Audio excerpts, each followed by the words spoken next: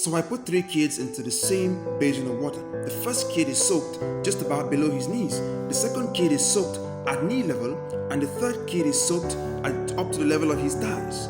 So I asked the first kid, how deep is the water? He said, just about below my knees. I asked the second kid, how deep is the water? He says, the water is as deep as my knees. I asked the third kid, how deep is the water? He says, the water is as deep as my thighs.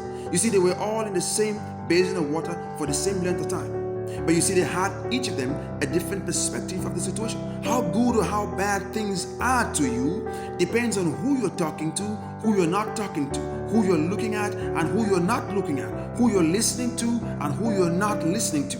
All of these contribute to define not the reality, but your reality in the situation in which you find yourself.